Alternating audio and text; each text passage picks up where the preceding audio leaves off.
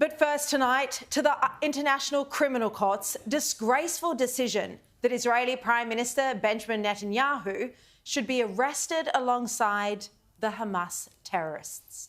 It's a ruling that's perverse in its logic, that reeks of ideology, not facts, and that punishes Israel for daring to defend itself. Such a morally corrupt decision that yet again wages war on the Jewish homeland at the very time it's under siege from Iran, Hezbollah and Hamas, when it's still fighting to bring its stolen children, even babies, home from rapists and barbarians in dark tunnels. The ICC also fans the flames of anti-Semitism by promoting false claims that Israel is starving Palestinians and deliberately targeting civilians, when the facts show that the opposite is true, as I'll explain in a minute. Well, who was there to sell this appalling judgment but celebrities like Amal Clooney? The decision is a clear disgrace. The idea that you could equate Hamas's barbaric atrocities with Netanyahu defending Jewish citizens from terrorists, well, it confuses reason and it confuses what's right and wrong. Joe Biden's administration strongly and unequivocally denounced the ICC's ruling. Biden himself called it outrageous, and he said there's no equivalence between Israel and Hamas. Let me be clear. We reject the ICC's application for arrest warrants against Israeli leaders. Whatever these warrants may imply, there is no equivalence between Israel and Hamas. Secretary of State Antony Blinken described the ICC decision as shameful, and he said in a statement that Hamas is a brutal terrorist organisation that carried out the worst massacre of Jews since the Holocaust. So Joe Biden said it's outrageous, Antony Blinken said it's shameful, and there were similar statements from the UK, Germany, Austria and other countries around the world. But Anthony Albanese, nothing. No spine, no morals, no courage.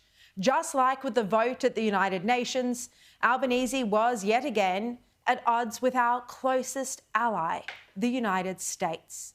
And once again, our Prime Minister was pathetic.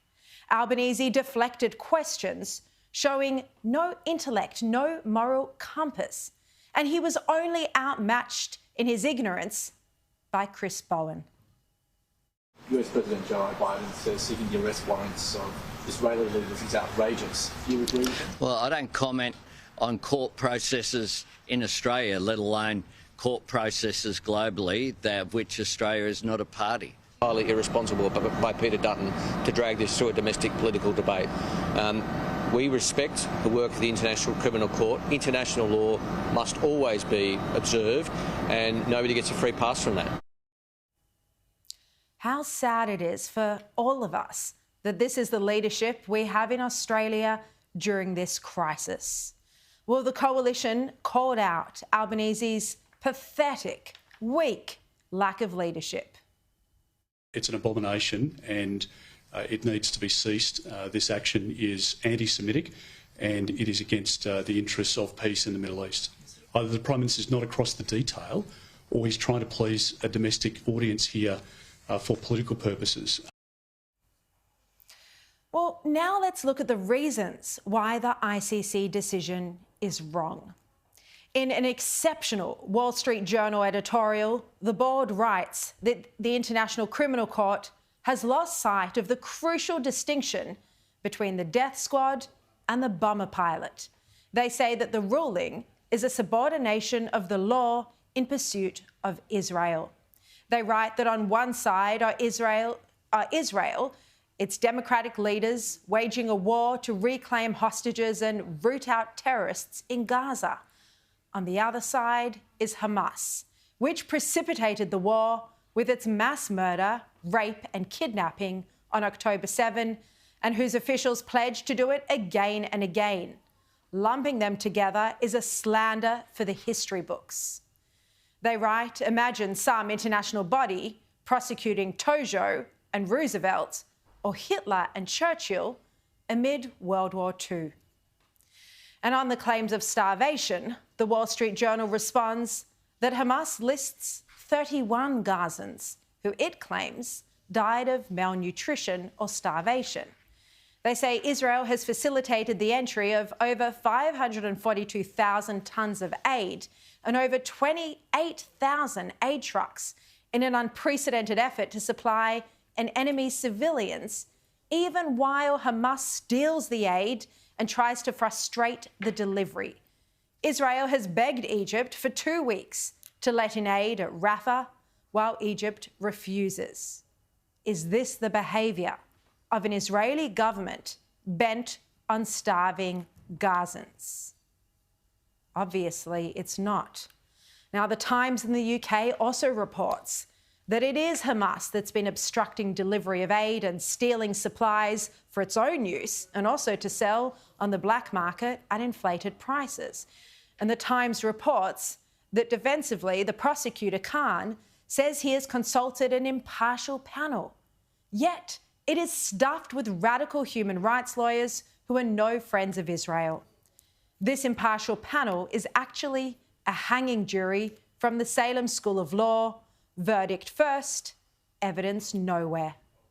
They write that Khan's preposterous move is part of the agenda for Israel's destruction through a pincer movement of genocidal terror, brainwashed street insurrection, and human rights lawfare.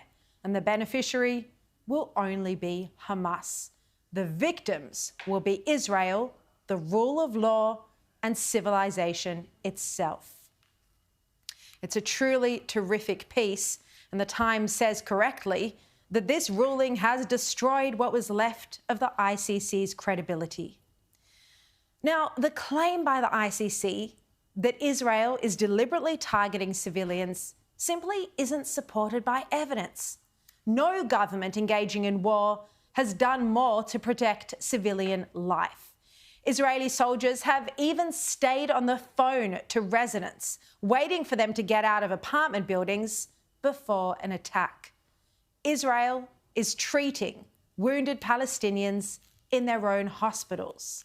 And Israeli soldiers drop leaflets and flyers in Arabic, asking civilians to evacuate before going into an area, even though this means they lose the advantage of a surprise attack.